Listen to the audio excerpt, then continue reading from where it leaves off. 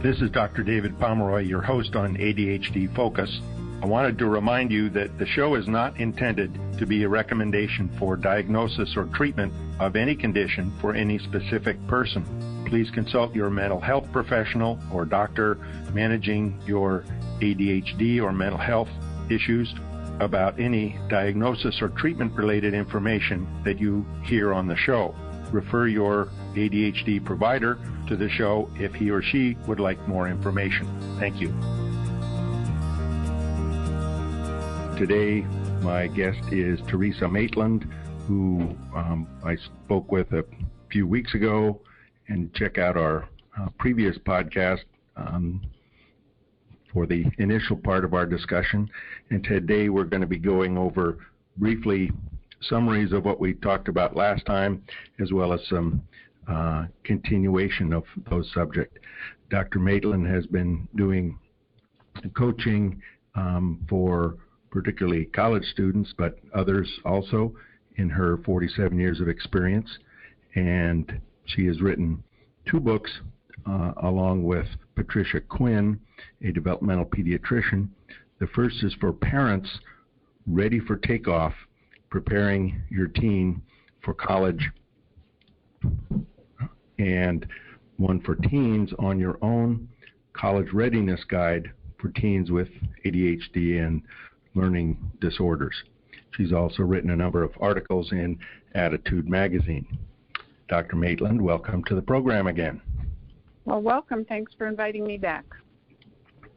So, in kind of summary from what we talked about before, I think the 3 main points there were for the teen to understand and own your differences. Your brain processes things differently.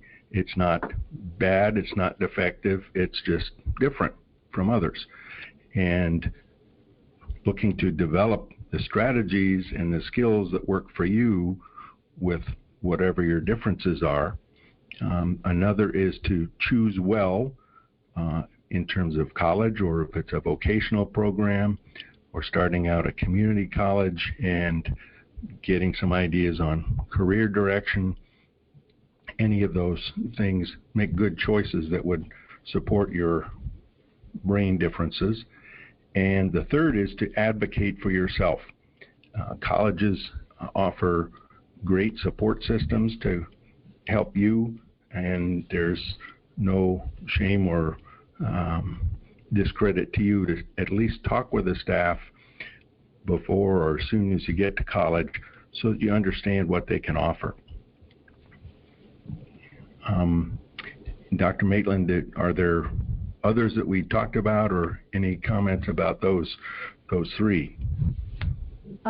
Those, I think, capture the main points of our very lively discussion, I think. I would underscore just number 1, because I think it's the bottom of the pyramid. Like, if the young person really does understand themselves and their differences, it doesn't really even matter how severe their differences are. I guess that was the point I made, is it's about severity of differences. I've met people with very severe reading disabilities and ADHD and emotional issues who understood them and accepted them, and they made really wise decisions about their post-secondary experience, and they were very proactive in advocating for themselves. So I would just underscore that it all kind of starts with number 1. Mm-hmm. Exactly. And that we talked a little bit before recording here about one of, I think, a crucial thing for those with ADHD who are taking medications and have done it through high school. For goodness sake, don't stop them for college. Don't think, okay, I've got to do this part on my own. Medications helped you then. It's a big transition. Don't leave that assistance behind. And the other, and even more important point, you're going to be now living away from home most of the time. Protect your medications. Don't keep them next to your toothpaste, and you don't need to tell other people you're taking them. There will be pressure from others, if they know you're taking them, to let them use some, or they'll buy some, or they'll decide to take some. If you sell or give them to someone and they get into a problem, you're on the hook, and it's a felony to do that. So don't do it. That's a really great point, and I think I mentioned to you that I've just written an article for Attitude magazine on this, and it forced me to review the literature. Mm-hmm. And the reason they wanted me to write a practical article is they either have by the time this podcast is out, or will soon be running an article about a young college student. He was interviewed by Jeff Copper from ADHD Talk Radio, ADD mm-hmm. Talk Radio. He actually had the worst case situation occur for him. The culture on his college campus was real loose about sharing stimulants. At first, he just started selling them to his friends to make some money. Before you know it, he was selling his whole prescription. And mm-hmm. one day he came back from the dorm, and 14 DEA enforcement agents were in his room, and he actually he went to jail. And the interview with him talks about how many students, he's an example, they don't think it's any big deal. They don't realize right. It's a controlled substance, and it's not like sharing another medicine. It's on the list of Schedule II, right, controlled substance, and if you're caught selling it, it is a federal crime. So they asked me to do an article that was more practical. Mm-hmm. So I think what you're saying is happening in high school, too. I think we have to really, our families of high school students and even middle school students, the research I looked at said that over 50% of college students said that they had been approached by a friend or a stranger to either give away or sell their medicine. And mm-hmm. then the other statistic that's alarming is 25% of high school and middle school students had been approached. Wow. So we got to start earlier than we think talking mm-hmm. to our stimulants. Right, and I know there have been a number of studies on college campuses that, and these were from a few years ago, that 1/3 of kids who said they had taken Adderall or whatever stimulant in the previous 6 months did not have a prescription for it. And it's been used as a study drug, a party drug, all kinds of things. And this is not a minor deal. You don't know if the person who you're giving it to or selling it to has a heart problem. They could have a heart rhythm problem and end up dying. So it's not a benign kind of thing, even though for you it doesn't have particular side effects and it helps. Right.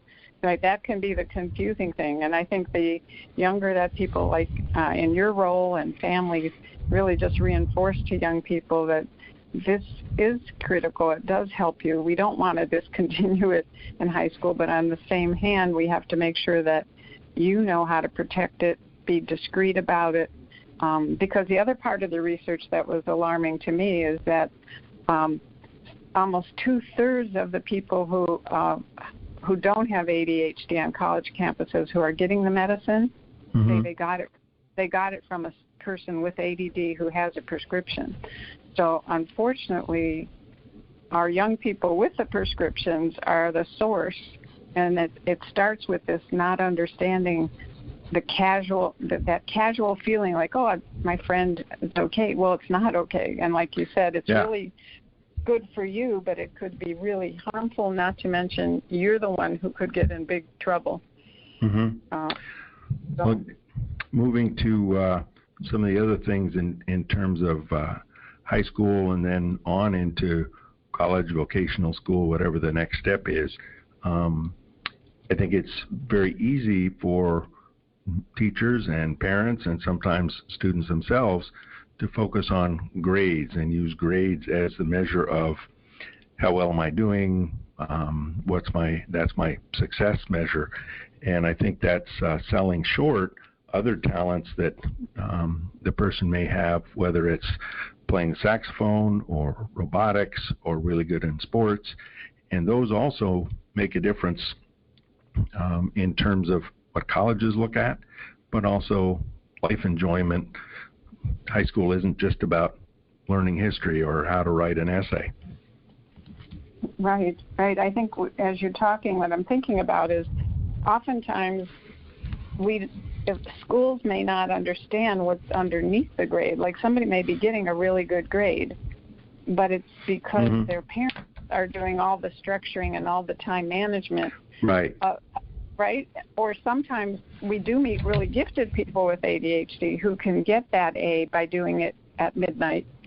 And again, that isn't going to play in college, right? So like probing underneath the grades as well as you said, developing other aspects of the person's talents and helping them become a whole person who has hobbies and maybe volunteer experiences, because really in today's world of applications at college, people are looking for people who are more well-rounded, right, who have done other things.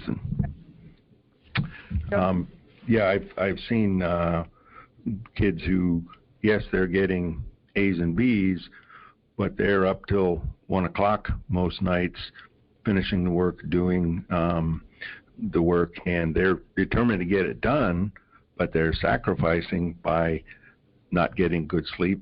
Their mental clarity is not going to be good the next day.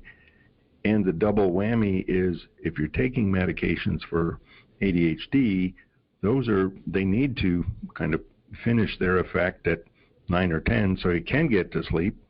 So if you're trying to do homework at 11, not only do you not have your ADD medicine, so you're not going to be able to focus very well, you're going to be sleepier. And then if you're trying to do the work, you can end up staying later to finish it. So it's a bind to really avoid and use time management skills, and that's one of the more important skills to develop, so that you aren't trying to do homework and finish it at 11 and 12 at night. Well, I think what you said is really critical, because balance is going to be a key to being able to manage yourself and tuning into your body's needs. Like some of the young people that I worked with in high schools actually came to the decision that the A wasn't worth it if they're going to get sick. And actually, although that may not be what parents or teachers want, in terms of being able to be at, having more points on the scale for taking care of yourself in college, that kind of person is way ahead of the game, because they know that they have to protect their brain and their sleep, and they have to stop and eat and exercise. So like you said, grades aren't the only indicator. In fact, they could blind us to a person's readiness. And the people who these, if they've learned to do that in a really reasoned way with good time management and they have hobbies and friends and they know how to take care of their body, they may have better potential for success than somebody with all A's whose parents did all the management, or they did it all from procrastination. Right. And I think the absolute key thing to protect is the sleep. If you aren't getting at least 8 hours of sleep, that's going to impact your health and also just your mental clarity and energy. And I tell my patients who are going off to college, there's always going to be somebody who wants to do something at midnight. Tell them no, or close your door and wear the headphones or earplugs and eye shades so that you get good sleep. And let them deal with what's going on with them. And I think you made a good point in terms of parents, and it's very easy for parents to fall into the trap, really, of trying to make sure, did you get this assignment? Do you remember about this one? And structuring the time, keeping a kind of micro watch on what's going on. And then essentially the parent's a co-student, but then you get to college and you're on your own.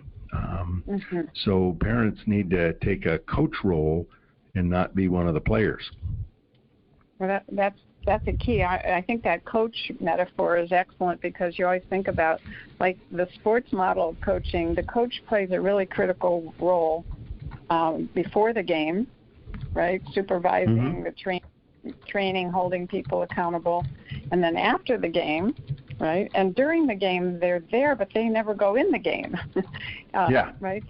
They're on the sidelines, maybe calling out plays or, yelling and screaming, but coach never does play, shoots the basket. And I think for a lot of parents of young people with these differences, that line gets blurred because they do have somebody who has trouble following through, and they're afraid to have them fail. So sometimes they shoot the basket for the kids.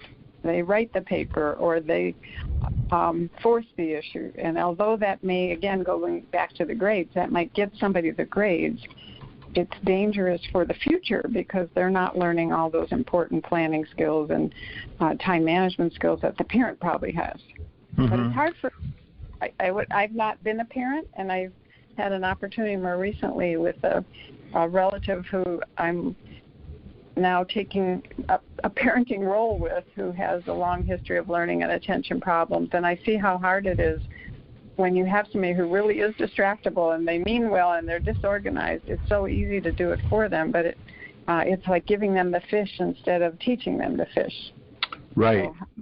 So, I think that with the sports analogy and the coach, after the game, I think good coaches aren't going to berate everybody for what they didn't do, but to support them and say, hey, losing is part of the way things go. These are some things we can maybe improve on, but these are the things you did well, and we can continue to develop those strengths. And having parents understand, you have to support what went well and give advice, but not shaming and blaming in terms of what didn't go well, or threatening, gee, if you don't do well, you aren't going to get into a good college, because that's just going to increase the anxiety for the teen. Well, and let me just say, the books that you mentioned, what promoted Dr. Quinn and I, what really motivated us to write, especially the Ready for Takeoff book, is that she, in the role that you have, she's a developmental pediatrician, and she would see parents getting in the game, and as an educator, I would see parents getting in the game, and we wanted to have a way to really help people understand why people get in the game when you have kids with these differences. Sure. Right? But we wanted to give people a process where they could slowly scaffold their young person to take the reins. And the reason we named it Ready for Takeoff, we were thinking, if you look at how pilots get trained, nobody says to them, right, we're going to just drop you off at the airport and now it's your turn to fly. They do hundreds of hours of co-piloting. And we thought, wow, we don't do that with our young people when they go to college. We're co-piloting, right? We're flying the plane sometimes, and then we give it over to them with no middle ground. So how do we help parents play that middle ground role? Because if they let go of control, many times kids with these differences don't pick up the slack. Right. And we have the strategy. And it is a skill the parents need to develop, and I think that's true throughout adolescence, where the task is to gain the skills to become independent. And I think what many parents and people in general lose sight of is you can be caring for someone by helping them become independent, letting them see the consequences of not following through or not completing things, but better to do that at home and during high school when the consequences aren't as much as, gee, you flunked out of college. So caring by letting the teen become more independent and learn how to do it, that's the focus, rather than, well, I care about you, so I'm going to help you all along the way, which is really enabling the problem. And what we talk about in the book is exactly that, the difference between enabling and empowering.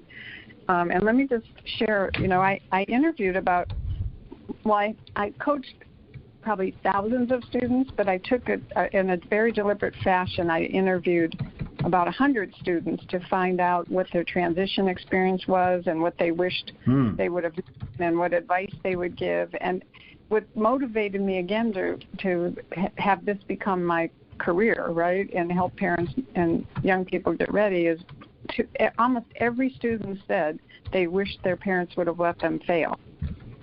And that many of them talked about that because of maybe they got special help in high school, and maybe their parents would call the school and activate their IEP or their 504 plan. And if they were late with a paper, they would say, well, it's in her IEP to have extensions. And what they talked to me about was how sometimes the modifications and accommodations that the schools offer and the way parents fight for them actually can backfire and prevent a person from actually facing the consequence of a bad decision and learn from it. So my experience is many times parents in high school don't want to let a failure experience happen because they worry their young person won't get into the right college.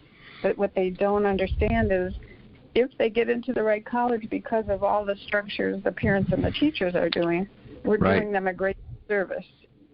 Right. They aren't going to all of a sudden know how to do it when they get to college. Even though the support may be there at college, it's still going to be more hands-off. This is what you can do, but it's up to you to do it. And one thing that many people ask, and I think a lot of colleges figure, oh, you have ADD or you have dyslexia, so one of the things you need is extra time on tests. And that's not always an advantage, and sometimes it may give folks with ADHD more of an advantage against those who don't have it. So I really try to get into detail of is it math tests that are problems or reading tests? Is it where you have to write an essay? Is it more of a specific area around organizing your thoughts and writing an essay under kind of time pressure? Or is it math facts that get in your way of showing that you know how to do calculus?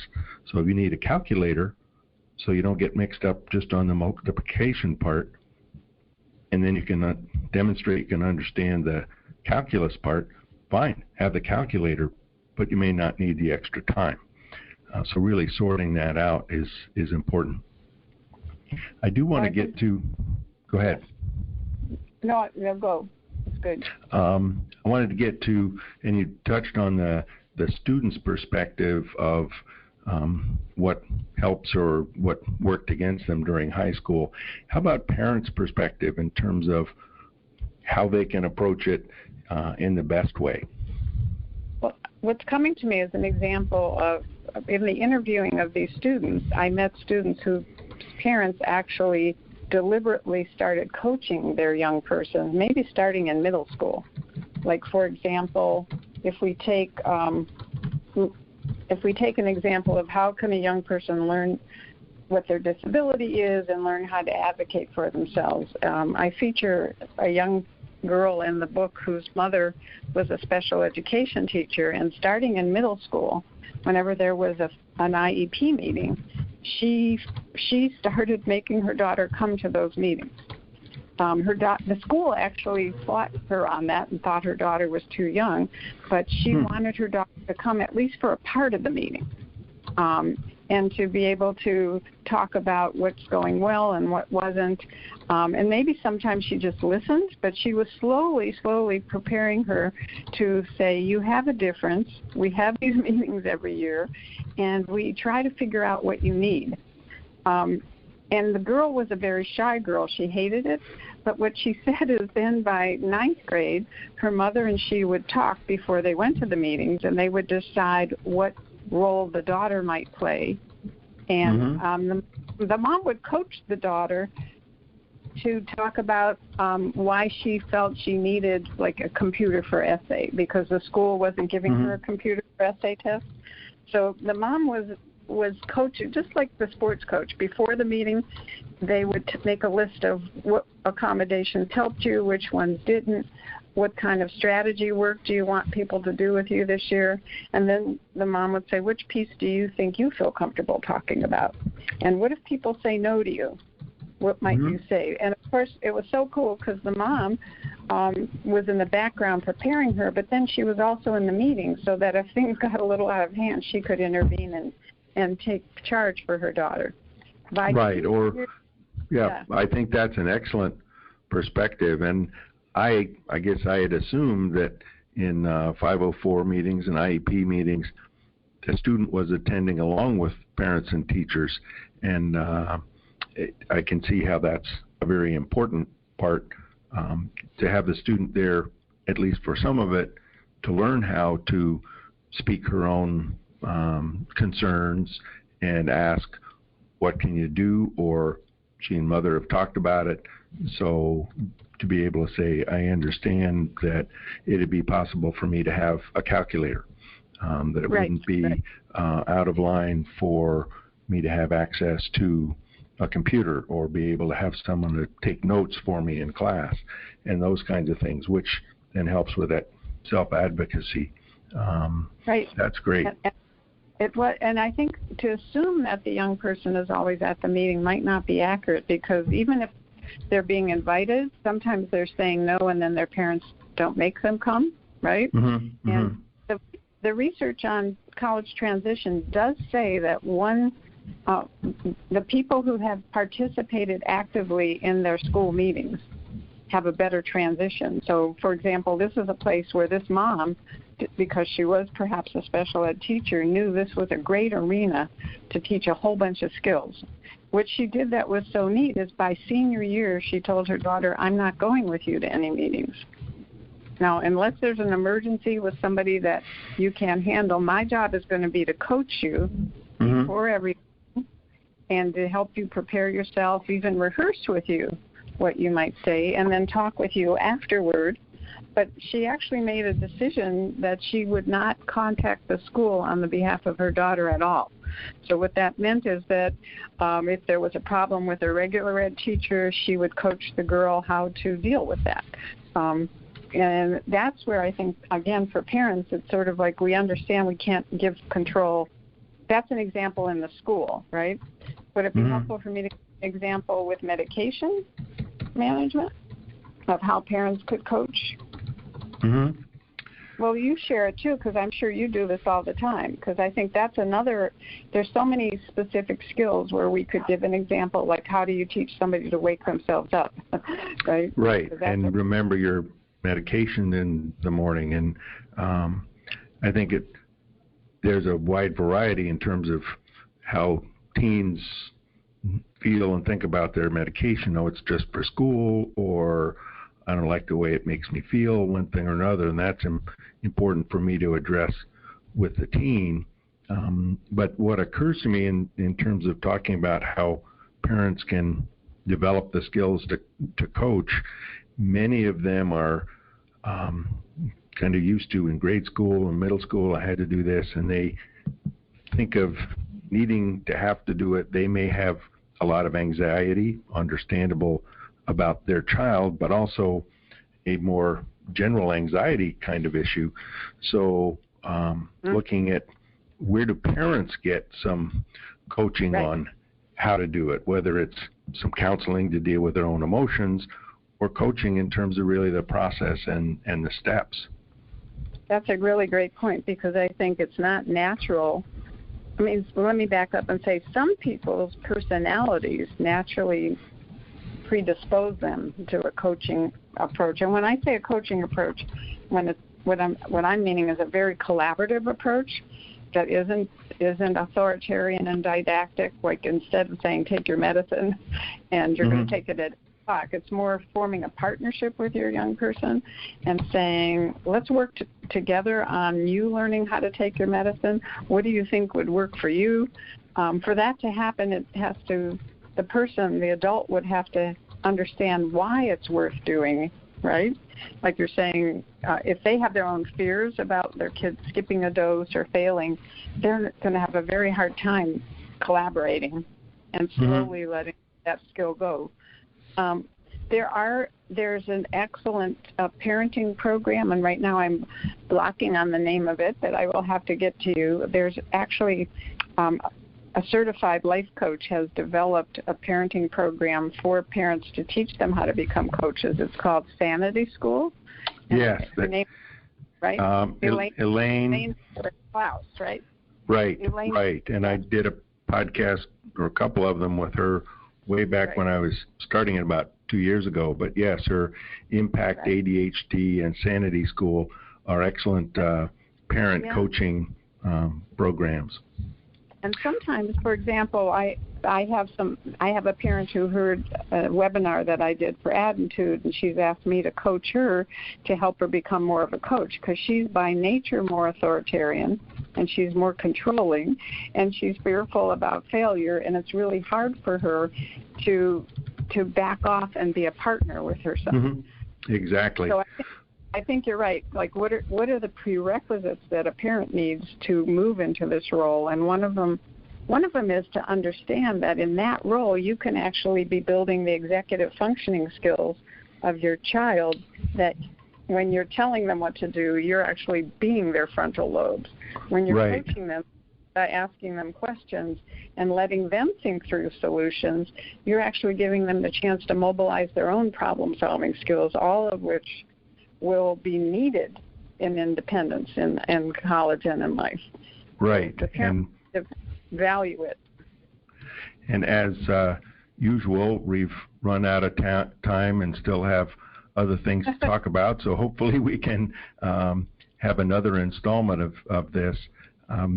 To summarize some of the things we talked about today, number one, with medications, if you're going to college and you're taking medications, don't stop them, but also don't sell them or give them away.